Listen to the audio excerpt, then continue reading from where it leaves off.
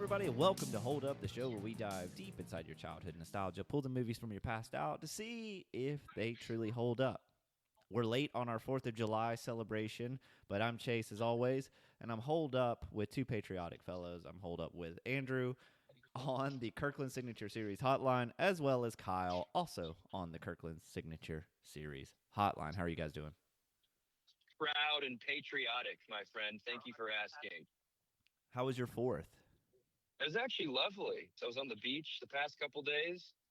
No care in the world. It was a really good moment to decompress. And yeah, I feel good right now. How was your all's 4th? Anything fun to report? A lot of pool time and a lot of tequila being consumed. But yeah, that was about my adventures for the 4th. Did you get a cheeky sunburn, Chase? I tried really hard. I rubbed myself up with oil and faced the sun the whole afternoon, cheeks up. Just couldn't do it. You did nothing else but stand in one spot like a sundial? I tried. Face the sun? You'd be surprised with how white I am that I wasn't able to pull off a very good just sundials type sunburn, but I just couldn't do it today. Kyle and Chase, I got burnt in a few awkward places, and I want you both to guess where my sunburn lies at the moment. Is it your gooch? Behind your ears? Behind the ears. Two more guesses. That was wrong. You got it on your toes, on your feet. On the tops of my feet, yes. Yeah. I legit forgot to do that. And then randomly, both my right and left deltoids. I don't know. I guess I just didn't rub it in properly. But what an odd right, spot. Left deltoids, and then the tops of both feet. Yeah, I looked like an idiot yesterday when I went out with it. But what can I do? I bet you looked fucking dumb. You probably look like somebody who lives in Key Largo. Or Old Key West, or any of those places. Probably not Key West. I think they know how to rub their sunburn in, or their sunscreen in. Marathon, I think you're probably right. Speaking of sunburn, we watched Air Force One. I don't know if that was a good segue or not. I know it was. I have another segue. This is perfect timing for a number of reasons. One, the new Air Force One was flown last night for the first time. Gifted by our friends in Saudi Arabia. Pretty cool. Yeah. Pretty awesome. Yeah. There was also a flyover on the beach yesterday. There was I think, Kyle, you would have actually kind of geeked out. Saw a couple C-17s. Oh, the Galaxies? They're massive. Yes. They're so big. F-16s. Fucking and then some warbirds. And those were privately owned warbirds. So they had really cool different paintings and stuff like that. I think this choice of a movie was quite appropriate. It's really something else when you can see those planes up close and how they sound and how they move is it's so very, very weird and unsettling. It is. I mean, it's very cool. Don't get me wrong, but those things are fast as hell. Even the big ones are big and fast. Oh my gosh! We saw Andrew last night. We saw Air Force One.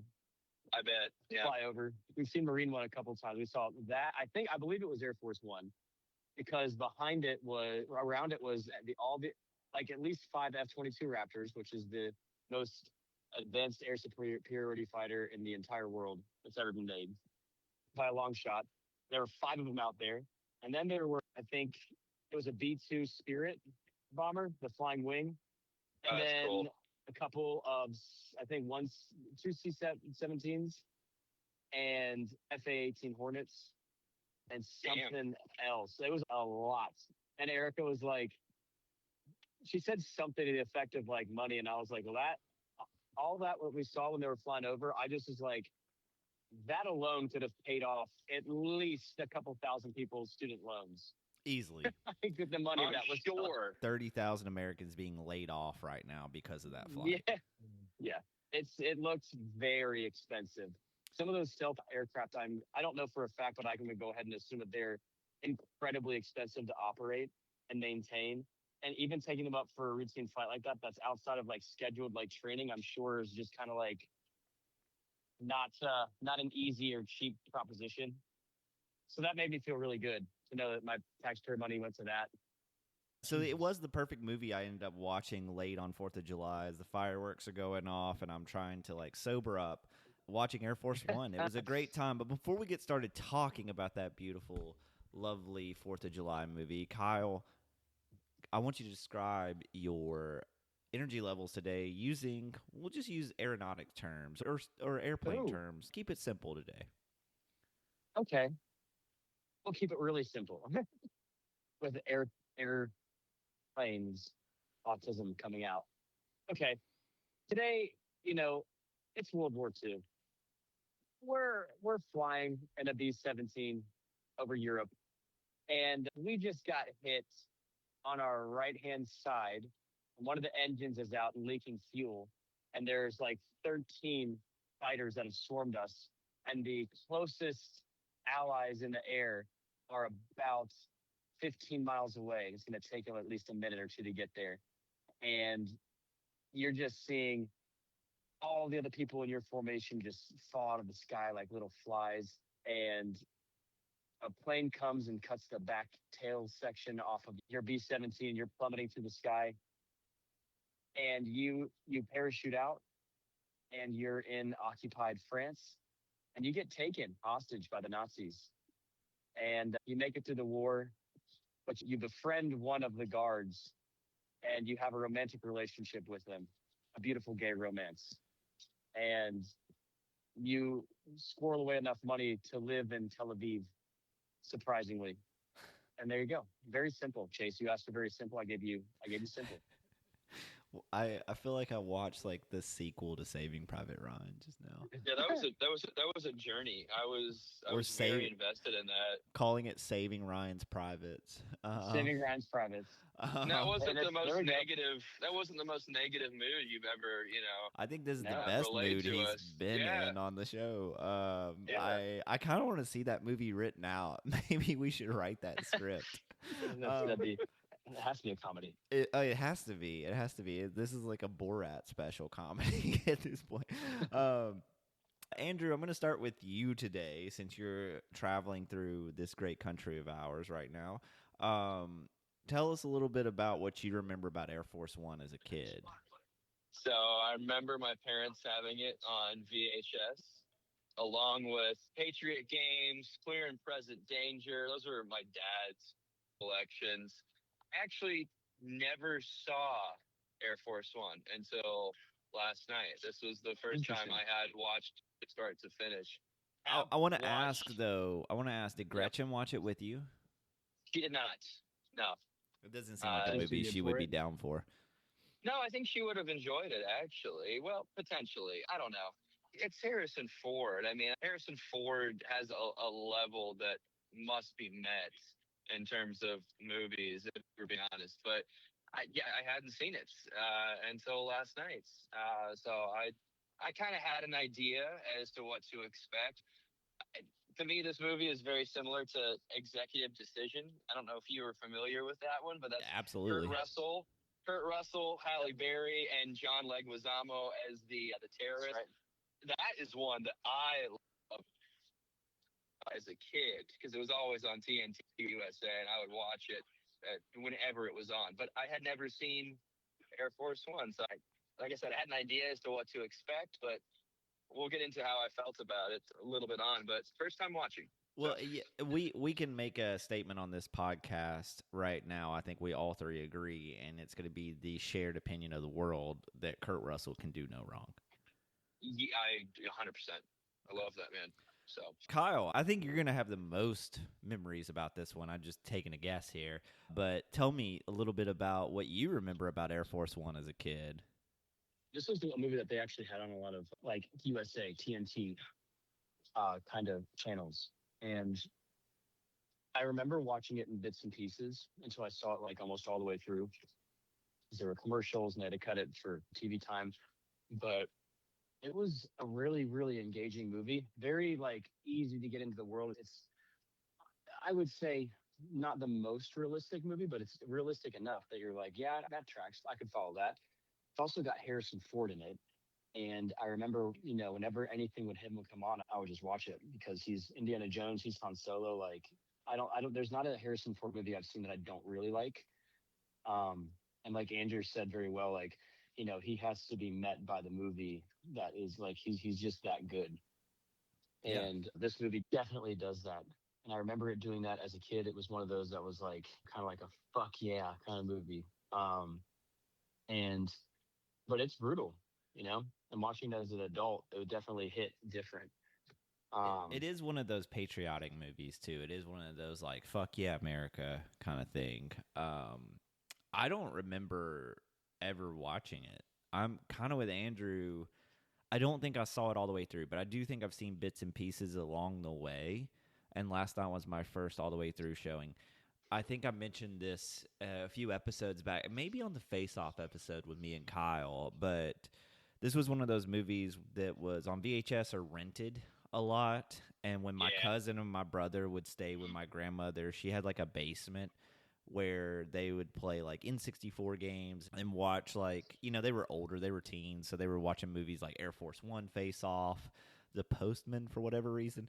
But those are how I remember these movies, is like staying with my grandmother while they were there and just kind of like trying to be around the older kids and seeing bits and pieces of this movie coming on. And then to Kyle's point, this is another one of those TNT specials. I feel like we keep running into those constantly. Yep, like very fair. It's in the same vein as Independence Day, Executive Decision. Like it's all Face Off. Gone in 60 seconds. Batman There's and Robin, so many unfortunately. Yeah. Mm-hmm. Demolition Man. This is another one that goes into like kind of the Demolition Man thing. So that's my memory of Air Force One. Of course, I love Harrison Ford. Who doesn't? Like, I think if you're a red-blooded male in this country, like you've loved Harrison Ford or grew up with him. He was kind of a staple of like our childhood because we did watch Star Wars. We did watch Indiana Jones. Jones. Yeah, and those are the kind of movies that kind of gone through generation after generation after generation. So Harrison Ford is like part of a lot of people's childhoods, even as we move on into the later generations. And the man's like, what, 90 now? He's getting up there. I think he's like 80 something. He's like 82, 84, something like that. I'll look it up. Still in great shape. Still incredible shape for his age. 83. He'll be 84 on July 13th of this year. Did you guys watch 1923, the Yellowstone spinoff? No. No. Because he's in that, and like I thought it was pretty fucking good, and he did really well in it. He was getting on and off a horse, like it was definitely him getting on and off a horse. So I'm like, to do that at his age is like really awesome. like that's like hip area. Like if you broke a hip, you could get fucked up or die. Yeah, he does a lot of agility training still, like a lot of fall prevention and stuff. I saw a lot of his workouts for Indiana Jones. He is still in incredible shape. Still works out, still lifts weights, still runs. He's doing it all. Like that man could live to be 150. And he did his own stunts here in Air Force One. Him and Gary Oldman, which we need to talk about Gary Oldman. Did you guys have? What's your first memory of Gary Oldman? Is it this movie or does it come later? Because I have something for Gary Oldman. It comes later, but he's done so much. So many things. But what's the first thing you remember him from? You had that staple memory of Gary Oldman. Honestly, it would be Batman Begins because that was what, 2005 or something. I was 13, so I probably hadn't placed Gary Oldman at that point. But once I knew him, I saw him in Dark Knight and so on and so forth. I was like, all right, this dude's legit. And then I would see more movies and I would make that connection. Oh, Gary Oldman is this. Oh, wow. Okay. He's so much more than just a superhero movie actor. Like, wow, this dude's got chops. I think it was Batman Begins, though. And then it unfolded after that. What about you, Kyle? And I don't mean like the first movie you saw him in, like the thing you remember the most about him and then connected the pieces later. I mean, probably The Fifth Element, but I do remember seeing him in this first. But he's one of those actors where you're like, oh shit, he was in that? Yeah. Oh fuck, he is. He's a chameleon. He's a chameleon. So incredible. My first memory of Gary Oldman, and I've seen all those movies, and I saw all those movies as a kid, but my first memory of Gary Oldman is Reznov from Call of Duty World at War. And I remember he played like the Russian lieutenant in that game, and his voice acting was so incredible that I had to look it up. Like, who's this voice actor? And I found out it was Gary Oldman. I was like, that sounds familiar. And then I started pasting it together. And I was like, oh, Gary Oldman, like the great voice actor for the Call of Duty series, because he reprised that role later on. And then it just kind of all clicked for me. Gary Oldman he's somehow underrated, I feel, but like yet everyone knows that he's like an absolute star. I mean, that man can do anything. I go back to his more recent performance in Oppenheimer when he was on screen for like a minute and just absolutely stole that moment and that section of the movie. I was like, holy shit, this dude is so good. Also, Chase, I said Batman Begins, but I actually think it might have been Harry Potter, Prisoner of Azkaban. That's right. Showed up as Sirius Black. See, you forget. Yep. Like, to Kyle's point, you forget he's in these things. He's just kind of like in everything. Lieutenant Gordon is a huge role, but I think Sirius Black at the time was even bigger. For those that read and followed Harry Potter book movie by movie. So well, in my opinion on Gary Oldman has changed too, because like now my memory started with Reznov, and I was like, that's all I could remember him now. But now all I remember him as is his character in The Fifth Element, because I just remember watching that movie and Gretchen was with us, and Gretchen was like, this is a character Kyle would love to play. And 100%. And from now on, that's all I'm going to remember Gary Oldman as, is that character, because that's the Kyle character. Honestly, yeah. And Kyle, I'm going to suck you off here for a second, but Gary Oldman, but also like any character that Nathan Lane plays, I think of you, truly.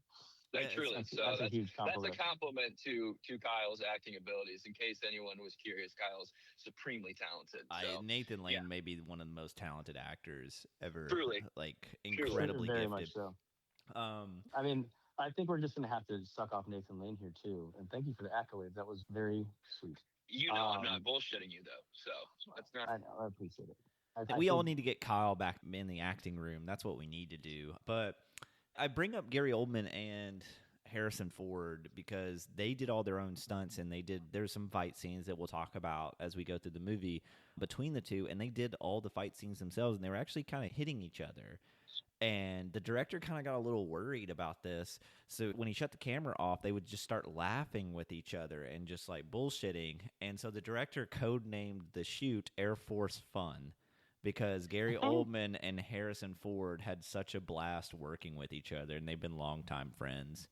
I don't know if this was ever the first movie working together. I should have looked that up.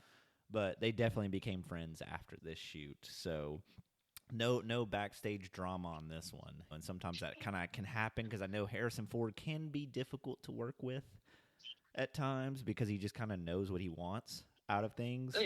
He's naturally a grumpy old man. I feel like he's been that way since he was 30 years old. They've been told he's a perfectionist is how everything works. What, Indiana Jones, he got mad and created his own scene when he had like the runs from food poisoning, and he just shot the guy instead of got into a fist fight. Created one of the most legendary scenes ever. This is in 94. Harrison Ford was grumpier than ever, because they kept trying to do more Star Wars, and he wanted Han Solo to die. But there was nothing. He apparently had a blast on this set, and he had a blast with Gary Oldman doing all the stunts and stuff. Andrew, I got to know, this movie make money? Well, okay, so this was 1997. I feel like that was a good time to be an American. People were proud. We had Bill Clinton in office, whose popularity was sky high even after his little Monica Lewinsky scandal. What do you all think? Do you think this movie was a success, financially speaking? I think it raked it in. I think it made so much money. Yeah, it killed. It had a budget of $85 million, but worldwide gross 315 some change. So, yeah, pretty damn successful. It was a big blockbuster. It was about our own president. It was about the president literally getting his own personal plane hijacked. That's so relatable to Americans at the time. And terrorism was, I wouldn't say it was new, but it was definitely something that was reported on more frequently at that time. Well, we're coming off Desert Storm, which kind of brought in the theory of retaliation from the Middle East. So and then you also had the tried attempt at the World Trade Centers in 91. or 92 or whatever that was. Oklahoma City yeah. bombing and stuff like Yeah. that. There's a U.S. embassy, I think, was bombed somewhere there in that time frame. Yeah. It's still kind of in the Cold War. Drug war was happening. But like, do we want to see if this movie holds up? It holds up in money, I guess, but like, are we ready to find out if it truly holds up under our eyes? Yeah, let's get into it. So I want to start by saying the directors tried to, like, obviously the movie is based on the famous Air Force One, the private plane of the president. We all know that. We don't have... A caveat real quick. It's not, the Air Force One is just a designation to whatever plane the president is in. Same thing, I think, for Marine One. Right. So whatever plane he gets into, if it's not, what we know colloquially as and visualized as Air Force One, that plane will become it. So quick technicality about that. Yes, and they actually talk about that in this movie, which we'll get to. They do. But we all kind of know that. We don't really need to go into Air Force One, the security measures, what it means, what it is. Like, we kind of get that idea. But no one really knows the layout of Air Force Ones. We have photos, we have interviews with the president on Air Force One, but it's just in like little sections. No one knows exactly what's on Air Force One. It's pretty secretive, the original Air Force One. Like, to Kyle's point, if he gets off another plane, goes onto another plane, it's Air Force One, but there is a designated plane for the president, and it's, obviously going to have the highest of security measures. The directors wanted to talk to the White House about using Air Force One and doing all this other stuff for the movie, and they got denied an interview I wonder why. with White House officials until Harrison Ford called the president himself. Harrison Ford made a quick call to Clinton, and then they allowed the directors to do a quick interview so that they could get ideas on what Air Force One would look like. Obviously, they didn't give them the blueprints or the layouts, nothing like that. And they actually built an Air Force One. The producers of the movie built Air Force One from scratch based off photos that they had. So everything that you see in the interior shots is really built for the movie. But Andrew, where does this movie start and where does it take place? So it starts with some parachuters who have deployed in the night sky over some unknown metropolis. We don't exactly know where it is, but it seems to be some sort of European architecture kind of thing. Yeah, we think Eastern for sure in some capacity, but we're not sure. But some parachuters make their way down onto this random rooftop that's being guarded with what seems like Soviet guards or Soviet-esque guards. And they're wearing night vision goggles. They've got their silencers on, and they just start killing. They land. They take out a few of the guards one by one. And it turns out that they're landing on the private estate or home of some general who's wanted. We don't exactly get his name until later, but some Eastern European general who was wanted by the masses. And it's essentially like a Zero Dark 30 setup, kind of like what we did with Bin Laden. and Maduro. Yes, yeah. We didn't kill this guy, though. We just kidnapped him, like you said, like Maduro, and took him back, put him in the plane and the cargo hold, and drove off into the night as if we never even arrived. And it sets the stage for what is to come. Really creates the stakes for the plot further on down the line. But yeah, we kidnapped some general in Eastern Europe, Soviet-era country, and yeah, we did it with success, with rousing success. And to Andrew's point, then the next thing we get is it looks like a banquet ceremony hall, Russia. Moscow. Yeah, Moscow, where the Russian president is making a speech to everyone there. I'm assuming it's all like political parties, political executives and stuff like that from all over, talking about, thanks to the president of the United States, we've captured one of the leading terrorists. I guess he's a terrorist. He's trying to reunite the Soviet Union. Because of the chase, it's a General Radic of Kazakhstan, which was a Soviet region, became independent, I imagine. But there's many people of that old Soviet garb that want the USSR back in full force. So I would imagine Radek was one of those leaders, and we took him out. We kidnapped him. And I find it interesting that a lot of movies paint us at odds with Russia, but this showed like some real camaraderie. And I think it's just because of the time that I think it was. For sure. Yeah. I think, just like the time that it was made, there was like, this was right after the fall of the Soviet Union. They desperately needed help with a lot of things. And I believe we helped them out with some, or engaged in political diplomatic efforts to ease, I think, sanctions or whatever to help them out. But like, it was kind of downhill after that, though. Yeah. It started on high, and it's ever since then just slowly gotten worse. And it's fair to note that a lot of the villains in this movie would be like they are kind of like Vladimir Putin, and some of his followers are just a lot smarter than these folks are. Yeah, and so like it is like a lot of like radicalized parties getting involved, but they've taken out one of the general leaders that's trying to reunite the Soviet Union. Is from my understanding, the president gives a speech in Moscow. He kind of goes in saying, "We won't back down. We're going to come after everybody," and it's a very, how would I say that, Kyle? Like, it's a very like crass speech, but it's one of those patriotic type of speeches where everybody can get behind. But as Harrison Ford is walking off, the president, they're talking to him and saying, that speech is going to rile up those parties. We have to be careful with what we do. We can't just like poke at the world, kind of thing. And we're moving really quick here because the president then is leaving Moscow to board Air Force One. He gets on there with his advisors. We also have to talk about, we have William H. Macy in this movie. Kind of a cameo, kind of. I mean, he has some lines, but he's not a major. He doesn't show up. He doesn't really show up in this movie until the very end. Until the end, yeah. And then he becomes a pivotal character, and we'll get there. He's got all of his cabinet officials, the vice president is not with him, who's played by Glenn Close, too, which is very progressive. Very progressive at the time to have a female vice president. This movie predicted the future. We did it, Joe. Thanks, Joe.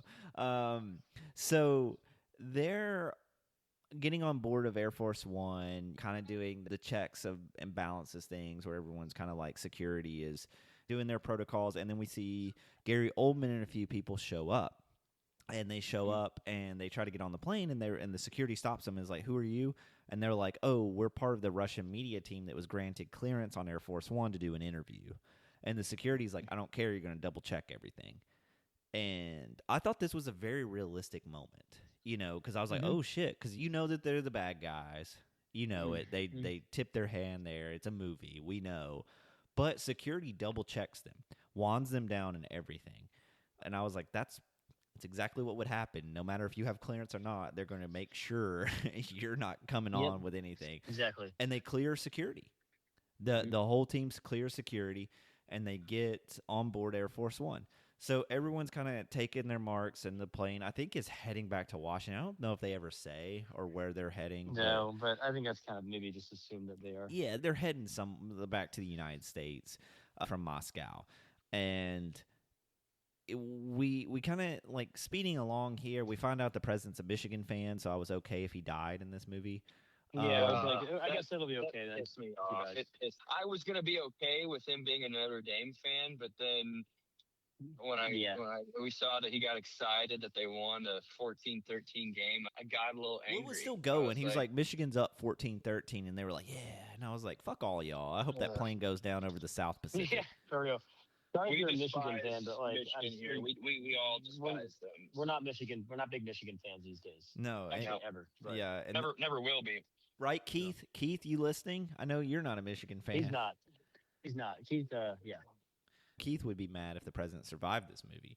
But he's kind of watching the game. You're meeting his family. His wife's on board. His daughter's on board. His daughter's 12 years old, but trying to pretend she's 42 for whatever reason. That old story. Yeah, they always do that.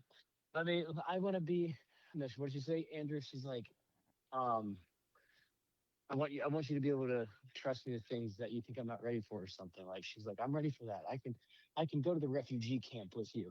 He's like, no, No, I'm doing you that. don't want to see that, kid. I'm sorry. She's like, but I can do big girl things. Which Whatever. is like, that's an interesting, yeah, it's always like a trope with them. Yeah. Did you all recognize the actress who played the mom? I just want to put that Was out there that before I forget. Gina Carano? What's her name? I have the name, but do you remember we reviewed a movie in which she was also the mom in? So it would have been last year. I just want to see if y'all can make Wendy Crewson's her name. It went right over my head. I did not recognize her. She's the mom in the Santa Claus. No. Oh, That movie. I recognized her right away because that was such a pivotal movie for me. Oh, listen to Chase. Oh, that movie. Oh. Remember, folks, Chase didn't care for that one, but Kyle and It was I very- which did, one? So The Santa Claus. It was very mid to me. Like I just don't. I don't think it was good nor bad. Like it just. thank you for bringing that up. It was asked. It was It's appreciated. Andrew's favorite movie, along with Christmas with the it's Cranks not- and Master of Disguise. That's your three favorites? Disgusting. I simply just wanted to make the connection that we reviewed a movie with this actor. That's a good catch. I got to give that to so- you. That was a Good great. job. Thank you. I wouldn't have caught that. I mean, I didn't recognize her, honestly. She looked very different, especially with the hair. But I'll be honest with you. I was zoned in on the back of this dude's head, and I was like, "That's William H. Macy, isn't it? Why is he not talking? Why is William H. Macy not talking?" That was me the Yep. first like half hour of this movie. I was like, "Are we gonna get dialogue from William H. Macy, or is he just like standing there?" But anyway, like moving along, like I said, everything kind of moves quickly. The first 15 to 20 minutes of this movie just happen, bam, bam, bam, bam, bam, very quickly. and there's very little exposition, which you don't need. No, yeah. You don't need it. You don't need it. This is an action movie, guys. This is an early 90s action movie. They drop it on you at the very beginning, and they're like, here we go. And so I think at this point, we're in the air. We've settled in on all of our characters, where they're at. And one of the CIA agents or security I think officer. he would be Secret Service. I think he Secret was, like, Service, head of yeah. Secret Service. So he ends up getting a signal, and he opens up the armory, and Gary Oldman and his team get up out of their seats, and they rush towards the armory. He walked into a room. He got some sort of like message. He walked into a room where other Secret Service members were, shot them in all three in the head with silencer, and then that's when he opened up the armory and threw that smoke grenade, which then, Chase, let's take it from here. That was cue for Oldman's crew to get moving. And they got up, But it and they all get bulletproof vests, which end up not Yes. really mattering. Which you knew it wouldn't, but Yeah, they all get bulletproof vests and a lot of MP5s. MP5s are 9mm. Those Well, are one of them also got like an M16 carbine though, like Yeah. or M14 carbine or M4 carbine, whatever the fuck it is. there was I a think he got one of. go I think ahead. a big assault rifle one of them had. Yeah, and then some 9mm. I couldn't tell what they were pistol wise. Probably some They were SIG. They were M1911s or SIGs. And No, they were SIG. SIG two. I don't know. 226. Something. I don't know. Yeah, two. I don't know. Yeah, a lot of these things are 9mm. They're not going to penetrate a lot of those vests if they're full bulletproof No. vests. But regardless, the MP5 is going to be the weapon of choice on this airline, which fits the time. The MP5 was a masterclass of a submachine gun. A lot of tactical forces use those, especially in close quarters. Yep. it's a sexy weapon. So It's and then this movie is slowly becoming Die Hard on Air Force One. That's kind of the setup we have here. They use a lot of scenes from Die Hard. I'm going to go ahead and throw this out there. I'm not saying that's necessarily a bad thing, because Die Hard is a legendary action film. And especially the raid right here towards the armory is very similar to how they raided Nakatomi Plaza. The way that they round up the hostages is very similar to how they did it in Die Hard. So you could tell that they were using some things that they've learned from that incredible movie, which, again, why not? It's a great movie. You can reuse some set pieces, but there's a lot of Die Hardisms in here that we're not going to go fully detailed into.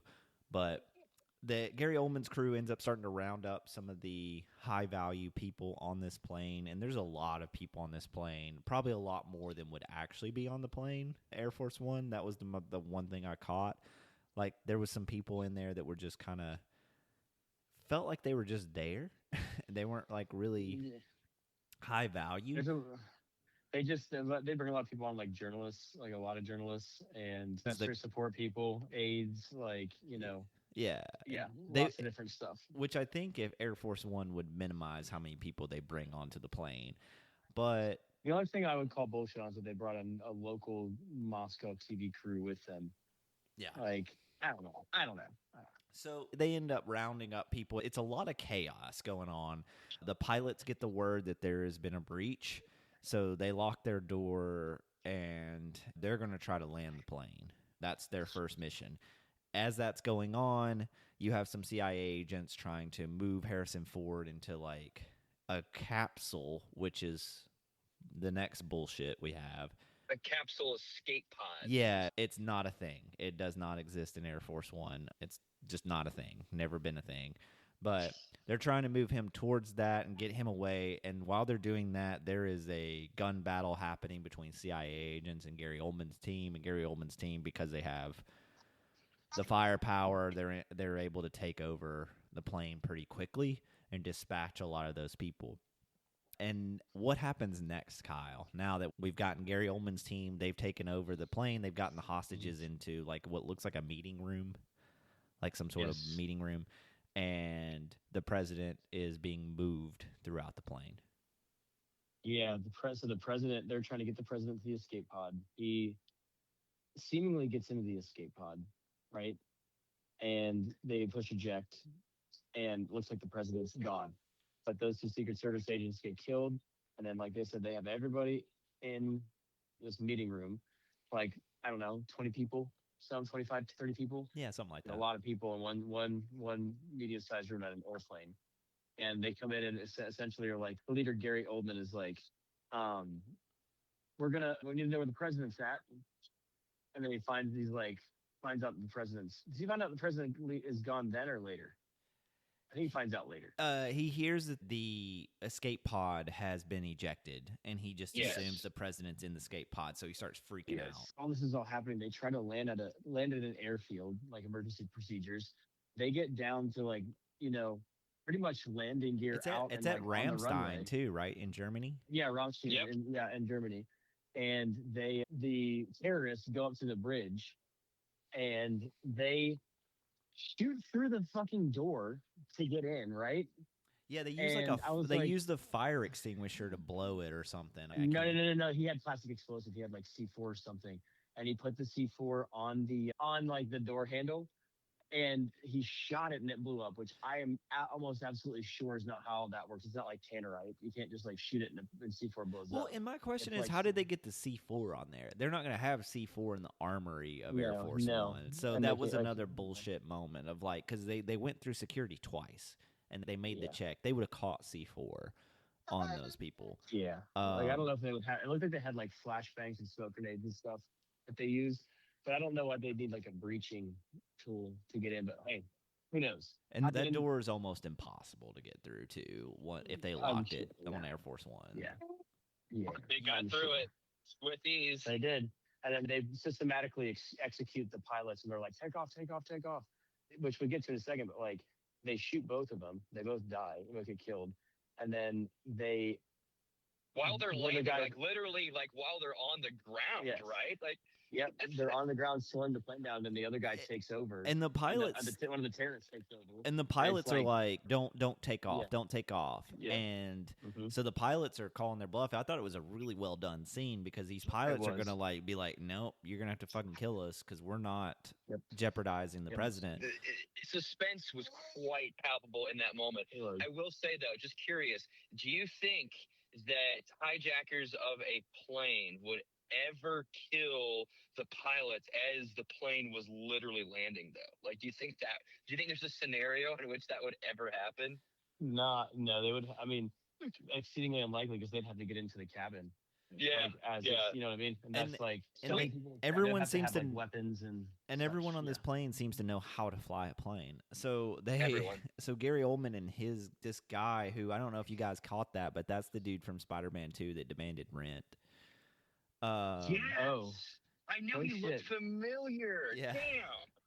Thank So- you for that. Yeah, so when he's not demanding rent in a New York apartment, he's hijacking Air Force One.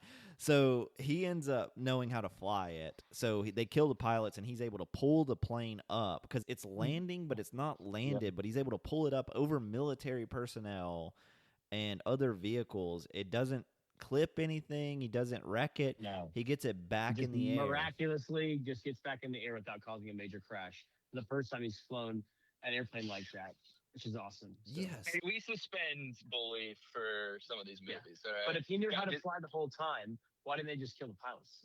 yeah, Yeah, before they create that tension. It is a very- It was good. It's It a was- very action movie scene. Like it doesn't really. Oh, If you start thinking about it too much, it's gonna unravel. But like, but they get the plane back in the air, and they're heading to Kazakhstan, right? Isn't that where Yep. they're heading? Yep. So they're heading back there. And then now we found out what their plan is. Gary Oldman goes into the meeting room and they make contact with the vice president. And he says, we're going to execute a hostage every 30 minutes until you release, what's his name, Andrew? You called his name earlier. Lesnov? Radek, General Radek. Radek, yeah. So you have to release General Radek from Russian prison, and we'll execute these people and your highly ranked officials until you do so. And I think it's like after a call or two, 30 minutes later, you realize they mean business because they shoot one of the chiefs in the head while they're on the plane. The National Security Advisor. National Security Advisor. Like, and that's Which a also huge person of the cabinet just take out. You know? And like to in Chase's point, all this kind of similar situation also happens, but in a different light in Die Hard, where the coke fiend guy tries to negotiate and they just fucking kill him. Kill him. Yep. Good catch. And this guy tried to negotiate and he also killed him. Just straight up fucked him up. He was like, I could help you. I could help you guys. And he's like, he told the vice president, it was very chilling. He was like, yep, you had somebody volunteer. And then he shoots him. And he's like, you have another 30 minutes. And I was like, that is cold, calculated, and exactly what would happen in this situation. Yep. For real. I also want to point out. I want to point out that we made note that the chief of the Secret Service is the reason for this takeover. He killed those other Secret Service members. He opened the armory. The audience and the Russians are the only ones that know this. This Secret Service member is still among the masses, pretending like he's scared, even though he was the one that was compromised and allowed it. So just keep that in mind going forward. Yes, it's a big plot point that they also. It's a huge plot point. I do have a qualm with it later, but we'll get That's there. fine. But at this point, it's like perfectly written because it's like it is the red herring in there. It is something that you don't like. I'm like he's gonna do something else, but it's like he hasn't given away anything yet. And of course, if anybody finds the dead body shot with the silencer, they can just assume it was the terrorist. Like it's just a perfect crime almost. So it's really good. It really, really couldn't really punch too many holes in it. Yeah, it's well done. And so around this time is when the capsule lands, the escape pod, and there's a team of special forces heading to that area because they knew where the pod was going to land, and they open it and the president's not there. So they radio back to command that, hey, president's not in the escape pod. So now they don't know where the president is. They're assuming he's dead. And one of the advisors is like, why would they kill him? They need him.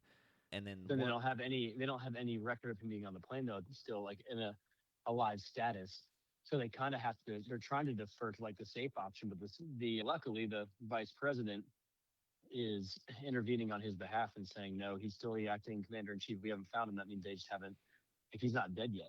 Yeah, he's not dead. Glenn Close is like, well, he probably got caught in crossfire. They probably didn't mean to kill him, and he died in the crossfire, and that's why they didn't mention him. And then someone then stands up and goes, he's still on that plane. He's an ex-Medal of Honor. He was a decorated – we found out he's a decorated veteran. and can hold his own, is what this guy's like pretty much telling him. He's like, he's still on the plane. And Glenn Close and the rest of the people are getting pissed off because they're like, the situation of like, yeah, you're the president, but who cares about your family? You have bigger fish to fry, and you have to protect yourself and the country. The country comes before human life. And it was like, oh, I thought that was really well written. I don't know if you guys like felt the same way, because I thought like this is like black and white. Stakes are here. You have to survive. You have to survive so we can control this situation. And they were pissed off that he stayed on the plane. And we cut over and we see him, and he's in like, I guess, the bowels of the plane. I don't know. Like, there's a lot of piping, kind of like the luggage, cargo, but there's also like food and other things. It's a holding area. Yeah, kind of like a holding area. And you see him get out of one of the ducts, and he climbs out of one of the ducts. And so now we've got our John McClane because he's climbing through some vents. And now he's free, and he's sneaking around. He's trying to assess the situation. And what happens next, Kyle, as he's walking around the bowels of the plane? So this is where he finds the phone, and he calls in to the White House. And he's like, operator, whatever, for the White House. And I was like, first of all, operator, damn. Like, this is showing its age pretty quickly. Kyle, how does he call into the White House from the belly of a plane? He has a cordless phone. It's like a satellite phone. Yeah. And I was like, damn, that thing is honking. But honestly, not too bad for 1997. Yeah, I'm curious. Would it be on a special like a line, a special satellite? Like, is it emergency phone? So I'm sure it like has a different kind of connection than an actual cell phone, because you would not have service at all. No, you would be able to pull that off. But yeah, to Kyle's point, he calls the operator, and what does he do there? He calls in and he's like, I need you to connect me to the White House. And the operator's like, connect you to the White House. And he gets to the White House operator, and she's like, if you're the president, then I'm fucking Queen Victoria or some shit. Like, she's like, yeah, that's exactly what she said. Which is a fair response, and she doesn't know.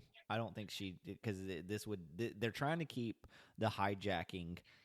They're mentioning it multiple times in the room, the command room that they're in, that they're keeping it as hush as they could. This is, need to know information. The operator's not in the situation room. Yeah, that's what I'm saying. So she has no clue of what's happening. So she's probably not even physically in the White House. She's probably like in an annex building across the street or something. Yeah. But Kyle, what happens now that he's in touch with the operator? So he says something. I don't remember what he says, but she's like, oh, shit, it's you. Oh, it is you. Oh, okay, I'm putting you through right now, sir. And he gets through to the room, the situation room that they're in. And I think almost immediately, is this the time where he's like, taking off speaker? He puts the phone on speaker and puts it in his pocket. Right. No, you're right. And he gets caught by the guy, or one of the guys catches him. One of the guys catches him when he's on the phone, and he drops it into his coat pocket, and he's like walking him up to the bridge area, and he's like giving them instructions while being held hostage, which was I was like, that's a fucking top tier intelligent move. It was like, all you would do if you shot at our plane right now and get us to go off course. And he was like, all we would do is knock us off of our feet. They're like, oh shit, he's giving us instructions. So they order the F-15s that are trailing them after they were at the Ramstein incident. They get called up and they're escorting Air Force One essentially, and they get one of them to shoot a missile, because they said that Harrison Ford was saying all that would happen is the computer would take over and start evading, which I'm like, I don't know if that would happen, but I mean, whatever you say, I'll believe it. And they get the which is a ballsy move already, to get a fighter jet to fire like on Air weapons. Force One. Yeah, like to fire at it as a diversion. Which if they were as close as they were, I don't know what the odds are that it would bite off on flares or like chaff or whatever, because it looked like they fired like an anti-radiation missile instead of a heat-seeking missile. An anti-radiation they need to have chaff go off on it instead of flares. So if you use flares in the anti-radiation missile, it wouldn't work, and you get killed.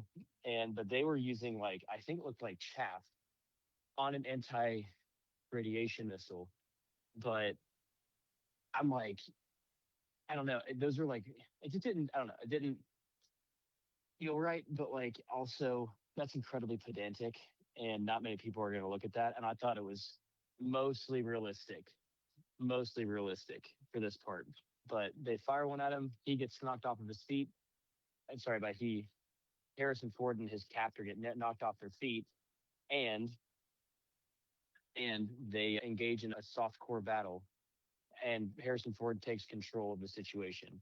He's able And he is to now, remove him of the MP5, so now he has the MP5. yep, And also, Harrison Ford, I think this is the second fist fight he got into. He got into it with another guy in the office or something. There's a couple of fist fights he gets into because all the hijackers are upstairs guarding either the control or the pilot, the Okay. control, like the crew deck and all this other stuff. So the hijackers are around the hostages, and there's like a couple of them kind of just like wandering the ship as like security. And Harrison Ford kind of picks a couple of those guys off, showing he's this veteran and he's well versed at combat. But in this situation, he's able to remove the guy of his MP5. And then But I also think, Chase, that with these confrontations and these fistfights you allude to, I think word trickles up to the top that there is someone skilled in the cargo hold and down below that's kind of fucking things up for them. They don't know. very, very They don't know die-hard. it's Harrison Ford. Die-hard yes. without the walkie-talkie. Exactly. I was going to make that connection Yeah. uniformly, but yeah. So it's Die Hard on a plane is what this is. But he, what happens next, Andrew? I'll let you take it from here after he's taking control of the situation. So he's got his gun. He's got his security. He's got his defense as well. And at this point, he's making his way around the main level corridors.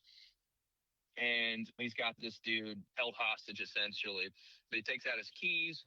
And I think he goes straight towards like the conference room where everyone is being held, correct? And he opens up and you get the hostages angle. They hear the key messing with the deadbolt. They're like, oh my gosh, who is it? Oh my gosh, what's going to happen? And then door opens and in walks the president. He hands the hostage off to the Secret Service agent that we know is bad and starts to chat with all of his friends and companions and colleagues, if you will, to devise a plan. And I think at this point, this is when they, I think prior to this, when he was down below, and this is how they truly knew that someone was there, he had messed with the fuselage to excavate or evacuate like a certain amount of fuel, which tipped off people in the cockpit. So at this point, he's talking to the people in the conference room. He's like, what do we do? What do we do? And I think someone says, like, if we can, get Washington to refuel, this would be good. Because if we get to 15,000 feet altitude at 200 knots, we can all make an escape. And it's like, what? What do you mean? What do you mean? So I think at this point, someone correct me if I'm wrong, but I think at this point, the terrorists up top know that they're leaking fuel. They demand it from Washington. And I think also at this point, Gary Oldman's character has put these conversations on speaker. Therefore, everyone can hear what's going on. So this is when they're like, okay, fuel is being delivered. This is our chance. Let's get down to the escape hatch down below. And yeah, they, Kyle, if you want to take it from here, or Chase, fill in the blanks here. Yeah, but that's so probably something I'm missing. But yeah, Washington and him get into this pissing contest about like Glenn Close is trying to get him to land the plane. He's like, I'm not going to land the plane. And he's like, I'll just crash the damn plane and kill everybody on board before I land it. It's very calculated. And they're like, okay, we'll meet your demands. We'll do a midair fueling, which they never fixed the fuel line. So it should have always been leaking fuel. They don't go back to this. But there is like some minor gunfights too with the president during all this. He has an MP5, right? And he's hip firing the MP5 and hitting people in their bulletproof vest, and they're dying as they're coming down. Which, Kyle, probably no? Don't think so? I don't know if they were like plate or Kevlar. They look like Kevlar, but like they do cover like a small portion of your torso. So I think a lot of these people were probably getting hit in multiple spots if he was like hip firing and spraying that bitch. So I didn't that I understand Chase why like we talk about like realism and stuff, but I do think that if somebody who wasn't really on the range with an MP5 weekly or consistently, probably not going to be a good time. Yeah, I just like expected him to at least like go sight level. If you're a Hmm. trained medal winning veteran, you know how to use a firearm, whether it's an MP5, an M16, or even an MG50. Like Hmm. I expect him to at least pull it up and not hit fire.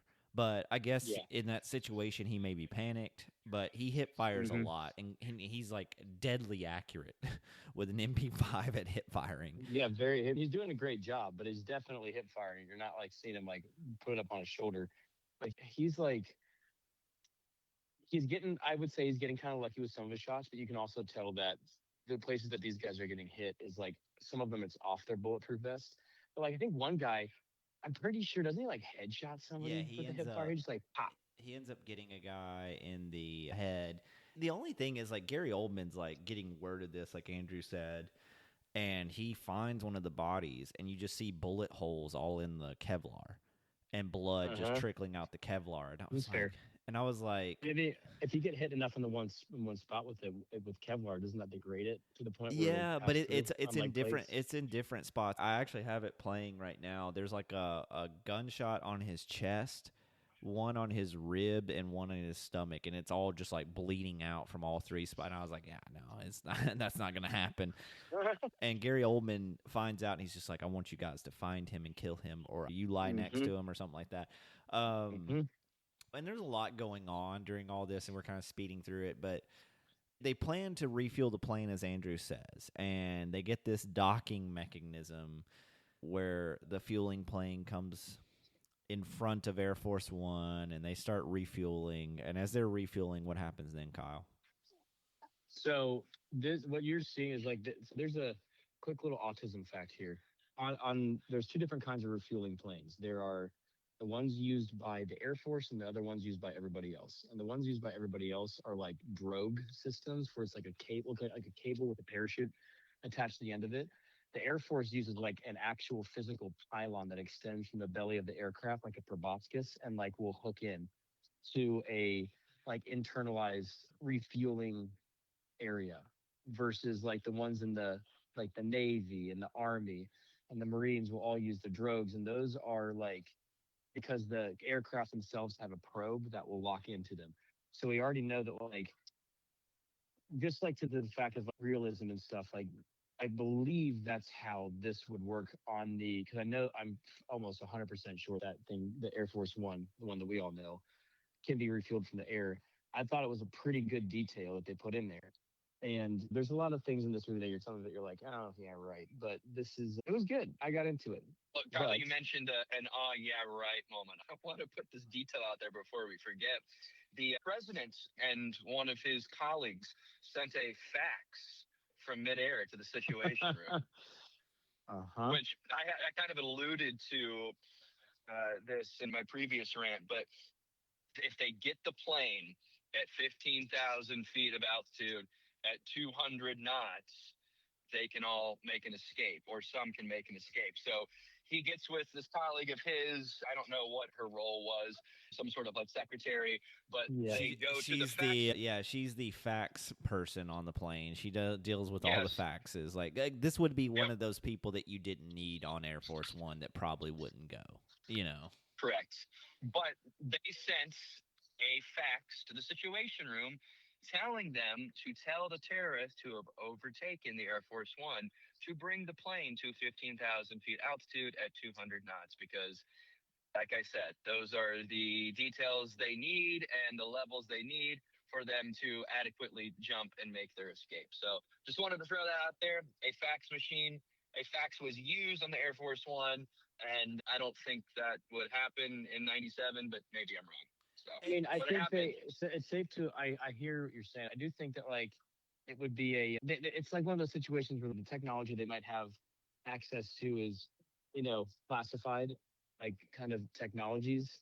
And maybe they did have something like that back then. But I don't disagree with you. It kind of seemed like, well, if nothing else will work, but this will work. And It was kind of silly. They made such a big deal about it. I enjoyed it, but it was It felt fairly silly. It's an action movie plot point. It is important. If we're being honest, it is important. Yeah. So, and also, I don't know.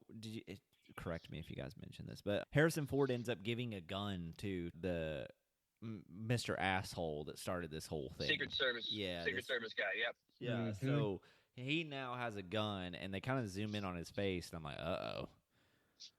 Like, and again, it's that thing where we all know, but it proves to the point that no one else on the plane knows that he is a covert Russian spy or whatever he is, like a defector. But they end up getting all the people down to the cargo bay and open the doors. And they're watching William H. Macy. This is when he starts getting involved in the movie, like 45 minutes in. Yeah. So William H. Macy's monitoring the altitude as they come down. And right when they get to 15,000 feet, he opens the cargo, and everybody with parachutes just start jumping off. Keep in mind, Gary Oldman has his family.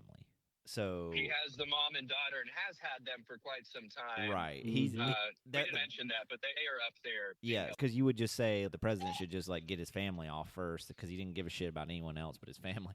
But they're sending people off, and they're trying to convince the president to jump off too with a parachute. And he's like, no, I'm not leaving without my family. But as all these people are jumping off, Gary Oldman sees the sensor that the cargo bay doors are open. And then they kind of run into the conference room and see that everyone's gone. And so he sends men down to the cargo bay to check it out. And then what do we get now, Kyle? That the cargo bay doors are open, people are jumping out on their parachutes, and now the terrorists are running down to the cargo bay. Well, they get into the cargo bay, and everybody most of the people have left except for Harrison Ford and a couple of the aides, including William H. Macy. And they have like a little battle. The terrorists win. People fall out that didn't have parachutes, and a couple of people too with parachutes get knocked off too, but they're able to pull their parachute. So you're like, that's a cool mix. Hey, we have a special guest on the show. It's little Awen. Hey, baby girl, say hey. Hold on, I'll see if she can say something. Can you say something, baby? Can you say something? Hi, Winnie. She's putting her hand in my mouth right now. Oh, okay. That's sweet. Well, Winnie, I'm going to need you to stop cursing. This is a family show. We'll have to bleep that. Watch the profanity, baby. Okay, watch the profanity, sweet peach. Yeah. So, like, they battle it out. They lose. They get taken up to the the electronic communication area. Kyle, like if my memory serves, the pilot gets erratic because he knows the cargo bay doors are open and breaks off the fueling rod from the other plane, and that plane explodes. Because it makes a spark on the plane itself, and the flame travels up to the belly of the aircraft and just blows up. So that's a very expensive piece of equipment and personnel lost as well. And just bye-bye. See you later. Yep. Like, this movie has a pretty high body count. Yeah, 60,000 more jobs were lost. They got laid off. Before we move on real quickly, I just want your all's opinion on the deployments of said parachutes. It seems that, I don't know, many deployed it like immediately. Is that? Yeah. Yes. You would do that because that's why they wanted the low altitude. I have no points of recognition, or I don't know what is an okay altitude or level to even deploy. Well, my first thought was like, that seems a little high. I probably would have waited 2 seconds, but I'm not sure on that because I'm not sure on the technology, the shoots, and what they can do and where. I don't think it matters like where you can do it. It's whether or not there's enough oxygen where you are to be able to like live. I believed it. It was believable to me. Yeah, it was believable. And because it is something that they do in combat training where when you jump, it automatically pulls your chute for you so you don't have to. Yeah. So I believed it. I love the little close-ups of some of the faces as they were parachuting down. There was that close-up of the aide who was the expert with the fax in front of the green screen, the green screen close-up. Smiling and laughing. I was was like, all right. I wish they would have That's cut that choice. out. That was too much of a fucking. We're having this weird scene where everyone's dying, and you do a green screen cutout of her smiling, like it's like a family comedy. It like really took me out of it for a second. The one thing I did not believe is Harrison Ford holding on to the cargo bay I agree. door 100% agree. with like his He would have fingertips. been pulled out and spiraled to his death. Like, Yes, Yes, there's he no, would yeah, have there's died. no way. Yeah, so that I was like, oh, come on. Because he, like, hanging on by his chest and just his hands. No, that wind would have sucked you right out. Like, you would have been gone. So, but they're able to save him, and they bring him to Gary Oldman, right? Like, and we get our big meeting of the main villain and the president. This scene right here is great. Well, really well acted. And this is like I would say the climax is approaching now. We have them both together in the same room. Gary Oldman's able to talk shit, and they have a little existential debate. There's a couple of them that this character issues throughout the movie. This whole scene is like dictated by Gary Oldman saying that he wants the president to give the order to release Reznov, what is it, Rennick? Radek. Yeah, Radek. Radek. General Radek. He wants the president to deliver the command to release General Radek. And he's like, I'm not going to do it. I can't do that. You're asking for something I can't do. And he's like, okay, I'll kill your daughter. He's like, and there's like a whole scene where he does a lot of counting in this movie. But it's because he executes people when he says one that like you know every time he starts counting, like he means it. It's going to happen if you don't give him what he wants. Right, and he's still got the president's wife too, so he knows he's not throwing his last chip into the wind. Mm-hmm. So he's just like, I'll just fucking blow your daughter's brains out right here. It's very Gary Oldman plays it so well. Like I believed him. I was like, damn, dude, you better do what he says. He's about to kill your daughter.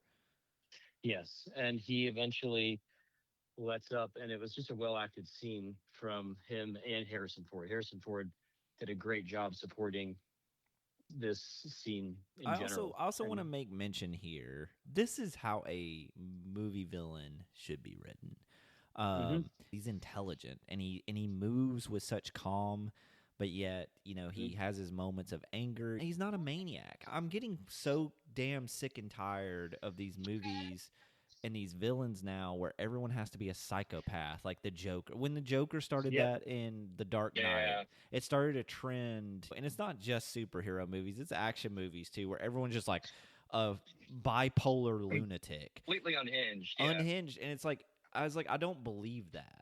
I don't believe that every villain has to be unhinged. Like, I think some people are just evil because they're evil. You know what I mean? In real life, that's more or less the case in these situations, especially military leaders and like people like that. They didn't get to where they are because they didn't take their medicine. And that's what pisses me off about modern villains. No one knows how to write them. And this is a case for it right here. I'm not even saying this is like the best movie of all time, but this villain is well written for the movie that we have. And it's very grounded in reality.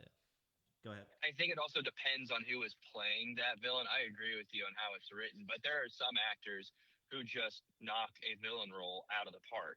You know what I mean? Like you think of like Kevin Spacey and Gary Oldman. Those guys are like geared and wired to play villains. And I don't know if there's tons of Kevin actors, Spacey is a villain, so like he's just playing himself. He plays it so well. I just don't know if there's tons of actors nowadays that have those villain chops, and maybe I'm wrong there, but there's so many of this era that I think that are literally wired to play a role like this. It comes naturally. Were you speaking of Kevin Spacey, the Tel Aviv tickler? Yes, that's what he was doing. And Andrew, you just rang a bell for me too. You want to know who that they had picked to play the president in this movie? This is actually, they were getting ready to sign him before Harrison Ford. Nicholas Coleman or something? Nicolas Cage? What? Who? No, it would fit a Nicolas Cage movie, but I think they wanted someone more serious because they really do. This movie is not over the top as much. I mean, it has its moments, but they wanted to play it more grounded. Think about a very popular actor at the time. You may not get it, but he definitely was. You might be dumb as fuck and not be able to get it. It's fine. But I just want to see if you could take a guess and see if you can nail it. Can you give us a hint? Field of Dreams. Yeah. Kevin Costner. Interesting. Kevin Costner wow. Kevin Costner was set to be the president in this movie, and Honestly, I could totally see that. Yes. It's when I look at Kevin Costner, I think he's a little bit more presidential than Harrison Ford. Not that Harrison Ford did a poor job Not as at the all. president, but to me, Kevin Costner is that leading man, that leading politician, where Harrison Ford is the CIA agent or the covert guy. You know what I mean? I totally get that. well, Kevin Costner would have been in this film if he wasn't already set to be in The Postman. If you guys remember that movie. Oh yeah. Yep. Okay. So he was already doing that. Interesting. He was already doing that movie, so they had to move on to their second choice, which was Harrison Ford. So, fun fact for everybody back home. What a poor option for number 2. I mean, my God. I know. I was about to say that's some really good casting because I also think this movie would have survived and been just as good with Kevin Costner. I don't see it being that bad. Obviously, we see it with Harrison Ford, but Kevin Costner would have been a good choice. Mm-hmm. That would have been a bad one for sure. But we're kind of getting to the crescendo of this movie now. So the president orders the release of Radek from the Russian government. So they're releasing him from prison in the slowest way that they could release someone from prison. Yes. It takes him ridiculous. It takes him 30 minutes to walk to the entrance gate. But they're trying to build the suspense here. It's a little ridiculous. It's a part of the movie where like we do these like I call bullshit on that. I call bullshit on this because if you released him, he wouldn't do this slow methodical walk. He would run out that exit and be gone before you could even turn your head. But Harrison Ford is duct taped to by the terrorist, and he has gotten a piece of broken glass. And while Gary Oldman's distracted, he starts cutting the tape around his wrist with the broken glass. And then what happens now, Kyle? They release Radek, and he's making his way out there. They're putting on the loudspeakers in the plane for everybody to hear on the terrorist team. They're all kind of celebrating, like, we did it. We finally let's fucking go. But then Harrison Ford gets his hands untied and starts fucking shit up. Like, he is just enraged. And I don't know if it's just the way this fight scene rolls or the fact that Harrison Ford has always been such a good physical actor in combat, like hand-to-hand combat stuff. But, like, I believed most of it. And he just overpowers these guys, like physically overpowers them. He takes Reznov like by the lapels and like throws him across a table, and you don't see him for like a full like 10 seconds. They got that fucked up, and he fucks up the other guy. They start battling their way down to the cargo bay where they were before it, because there's a few parachutes left. There are, but not for much longer, because Reznov knows that because he has his wife hostage at this point, has her down there throwing all the parachutes away. He's like, there are no more parachutes. I'll tell you there, guy, and I'm gonna go get out of here. And he's like, let my wife go. And the wife knocks the gun out of his hand. Harrison Ford intervenes. They struggle around the cargo bay area. The cargo bay, and Harrison Ford wraps around one of the like straps, like one of the cargo, it's like a cargo strap, and he wraps it around his neck, opens his parachute for him. The parachute drogue goes out, and the parachute opens behind Air Force One, and it just snaps his neck. It was crazy. It was awesome. And much like those still frames, people on the green screen with the previous deployment, you see Gary Oldman floating down this parachute. His neck is limp. His face is motionless and expressionless. And I'm just like, what a lovely shot there. This was also a shocker to me. One, it was a sick death. Like, I loved it. Great. But there's 30 minutes left in this movie. And I'm like, whoa, our main villain's dead and all the terrorists are pretty much gone. Like, whoa, what's... Pretty much. Like, I guess now we got to figure out how to get out of there. Except there's one left. That we've mentioned in this movie. The Secret Service agent is playing his character well because he is not tipping his hand at all. He's very secret, right, Andrew? Oh yeah, the secret of Silly Boy. But in real life, he's down there, right, in the cargo bay. you would think he would get involved.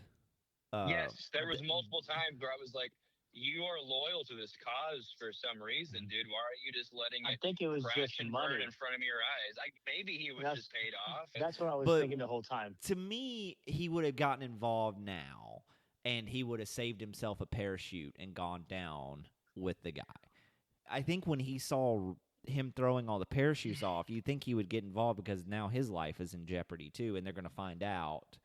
I'm not saying it's full bullshit meter because I get what they're trying to do and they're trying to build suspense in that, but I like the red herring that they had, but I think it went a little too far. I feel like he would have gotten involved in one or two of these moments, and I feel like you could have shaved. This movie's 2 hours long. You could have shaved 10 minutes off of it, and you would have made it a tighter action movie, and you could have brought this crescendo up because he could have killed we call him Reznov. He could have killed Gary Oldman's character, and then you could have had him pull his gun on the president and like have like an extra parachute or something, and he's like, "That parachute's mine," and then pull the gun. You have this real reveal because the way they reveal it kind of sucks. But anyway, he's still alive. William H. Macy's still alive. The president's still alive. And we're getting to the end here because now the plane is running out of fuel. The engines are failing. They've got to get off the plane, him and his family. There's a few people left. And how they do this is, Kyle, you would know better than me. Is this how they would pull something like this off? I mean, I don't know. I would assume it's at least realistic enough that they've tried it before. It doesn't seem too dissimilar in some way from like the Skyhook. And they used to do. Remember the one James Bond we saw on Thunderball? Yeah. But like this, the only difference being is that you're hooking two planes up to each other, so they have to be at the exact same speed and altitude. Yeah. And, be in contact with each other, so they can like make the maneuver happen. I don't think it's not plausible. I just don't know how realistic it would be without like you got to make it happen. So to give the listeners like context here, the president knows how to fly Air Force One, which is all the people that know how to fly Air Force One on this plane. Anyway, he calls back to the command center, and they're kind of giving him tips, helping him fly it. And this other plane comes up, and much like the docking scene they get down to a lower altitude and open the doors to the plane. And the first plane sends a guy over with a hook, and he's able to put a kind of a rappel line in between the two planes. And the planes have to maintain the same altitude. And so he's... all the while, the Air Force One is quickly descending because it's lost like four it's lost one of its engines. But when they get the line established, the other plane is going to lower, and that creates a natural zip line for the other plane. And they're going to hook each person in and zip line them to the other plane before Air Force One goes down. And they start sending everyone over, and William H. Macy's like, "Mr. President, you got to go now." And he's like, "Not without the rest, not without you guys." He's like, "You got to go now." And William H. Macy's like, "Please, go now." And then this is where we get our big reveal, because asshole Secret Service guy shoots William H. Macy and sends him off the plane. I was like, "Bye, thanks for coming, William." See you later. And now it's revealed that he doesn't really give him the reason, which I'm fine with. I think a lot of villains are better off without reasoning sometimes. We don't have to have exposition there. So he's battling over the president because he knows Air Force One's going down. And at one point during the scuffle, the president's able to overpower him, get him off, and unattach the line. So he's clipped it onto himself, and he's like basically jumped off the plane and hanging by this line in the air from the plane that's not going down.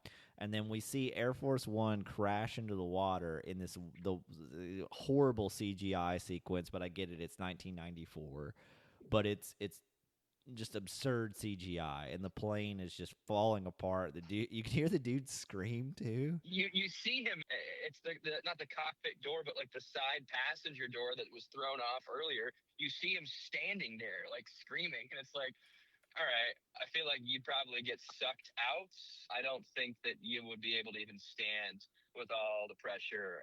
Was Whatever. I was It I was was funny. I was dying laughing because the Yeah. scream in it. The scream killed me. That's That was really hilarious. funny. He like screamed like a little baby girl. And Yeah. then he just like the plane just disintegrates and on the water, and then we get this kind of like little tense scene where they're back in command because they can't see anything. They're like, "Do you have the president?" And they're like, "Stand by." Like, "Do you have the president?" And they're like, "Stand by." And we see Harrison Ford hanging on from that slack line kind of thing, the tether, and they're using a winch to bring him in. And eventually, you cut back to the control room and you hear that they got him and that this is now the new Air Force One, to Kyle's point earlier. So everyone's made it off the plane. The family's safe, the president's safe, and they're flying back. And we almost forgot to mention that the president was able to take control of Air Force One. When they took control of it and killed Gary Oldman's character, he was able to relay the message to the Russian president, and they were able to just fucking kill Reddick. And that helped. It helped his slow exit out of that prison.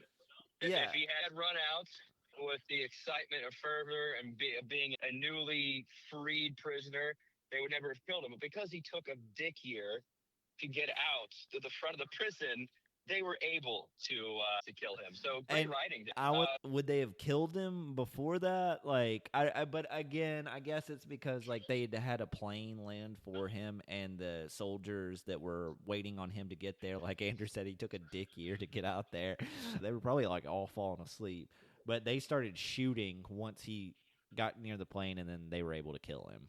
So I don't know. And happy ending. Yes, there were lives that were lost, but the There was president, a lot his of family, lives lost. This is president, though, the most important man. He made it back safe, and he will live with his to tell another family. tale. With his family. With his family. Yeah. R.I.P. William. R.I.P. And he really didn't negotiate when it was all said and done. He got his up and comings and still stayed true to his word. And in a sense. So, Andrew, starting with you, you've never seen it before. We're going to save Kyle for last since he actually did see it. But what did you think of watching this movie as an adult? It was entertaining. I expected it to be a well-crafted 90s action movie. Plenty of things that we've discussed that you might roll your eyes at or discredit the believability, but that all comes with the territory. This was at a time when everyone was super patriotic and we love to look at the president as this shining beacon of class and morality and whatnot. I don't know. I think we're all jaded by politics in today's world, so I think miss that those aspect.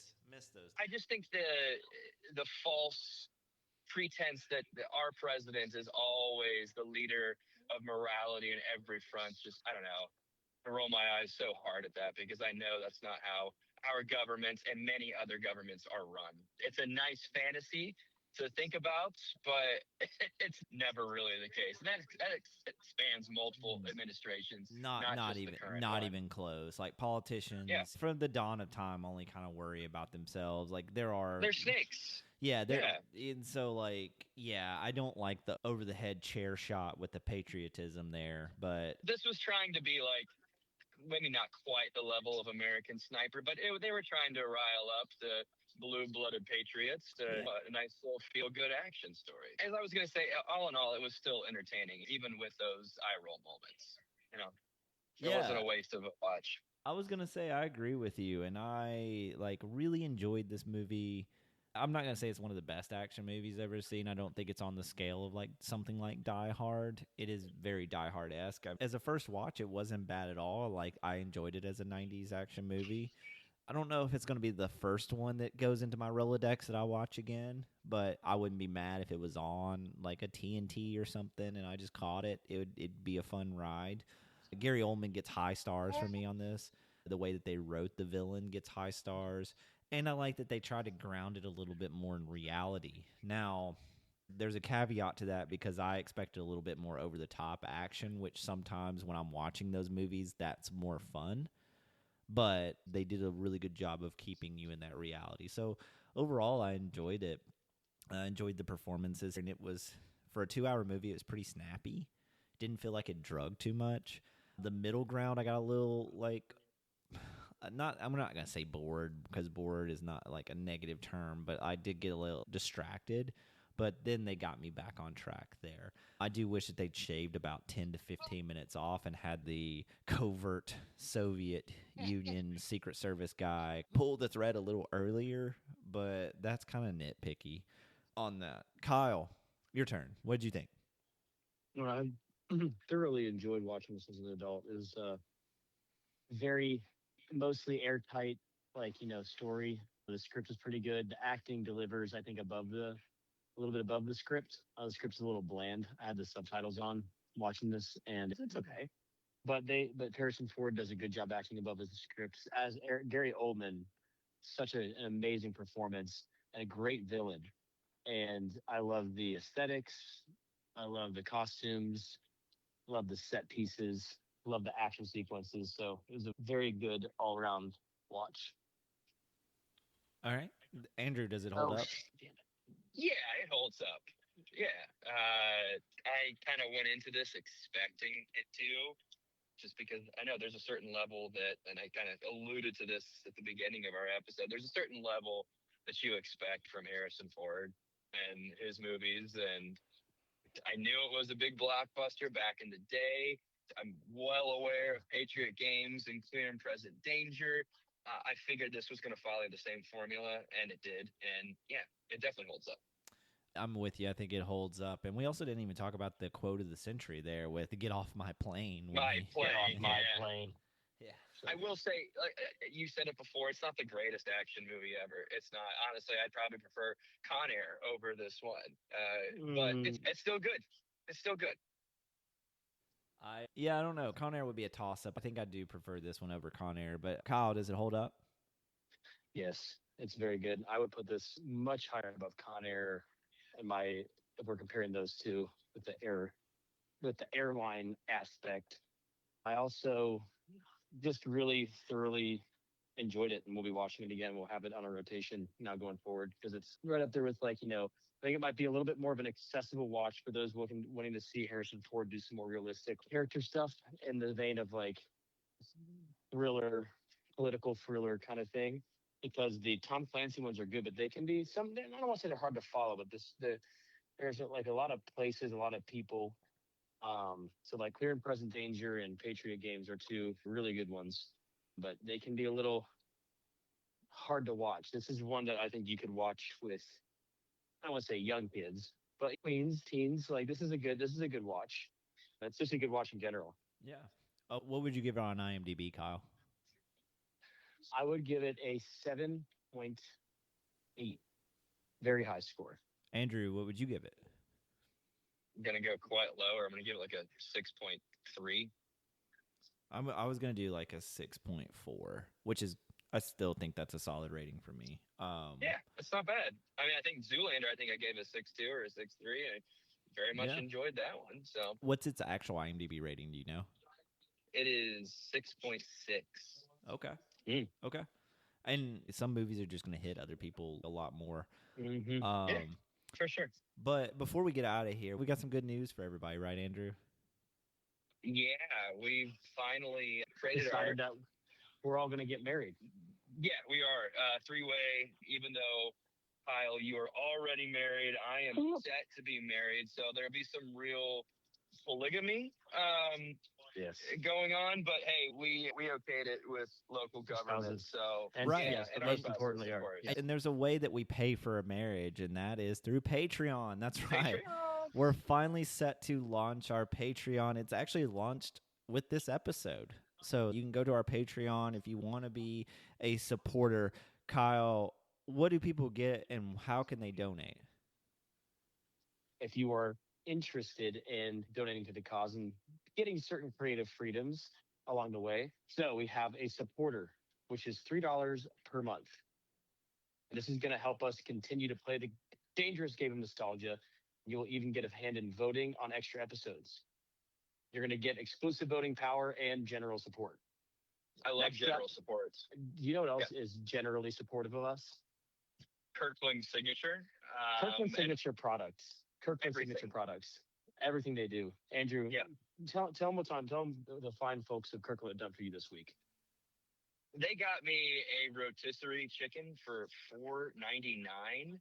Liquid IVs, a pack of 30 is $20, and that is the ring pop or the bomb pop flavor, mind you. $30. You're not going to get that anywhere, and they know that I'm part of this podcast. They know that we are lockstep with each other, so they've given me a couple other discounts on other items that regular customers wouldn't get. So they're always looking out for us and our best interests. And I thank the Lord every day for that friendship and partnership that we have curated with them. And honestly, I don't know if there's a better duo in the world than Hold Up with Kirkland Signature Products. I don't think y'all will disagree with me. So Not at I all. certainly don't, and I want to thank you for taking the time to explain to the wonderful people what Kirkland Signature Products can do for them. Thank you, Kirkland Signature Products. thank you. Hey, hold on. I'm getting a You got call from the tears. signature. I'm getting a call from the signature Kirkland Signature Hotline real quick. Hold on. a You second. better answer that. Oh my gosh! Wow, there's 2 other tiers to talk about here. Thank you, Kirkland Okay. Signature Products, for the shout out. The next There we one, go. Andrew. Do you want to take the next one, Andrew? Yeah, this next one is a notch above the one that you just discussed. Supporter was the first. This next one, listen closely, is Nostalgia Nerd. You heard correctly, Nostalgia Nerd. This would be $5 a month, but you get more involvement with this one, lending a hand and voting on future content, as well as receive exclusive episodes that will only be available to you, our Nostalgia Nerds.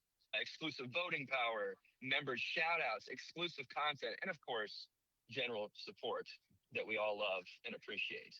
But yeah, Nostalgia Nerd, one step above the previous at only $5 a month. It's pretty And cool. Chase. I love the way that you read that, too. That was incredible. It came from the heart. We have our final tier. You'll get everything that you got from those previous tiers. It is our nostalgia producer. So with our nostalgia producer, you get everything from the previous tiers, but on top of that, you get to actually handpick an episode we do and get producer credit for that. Where do you get that, Andrew? Like nowhere. That's right.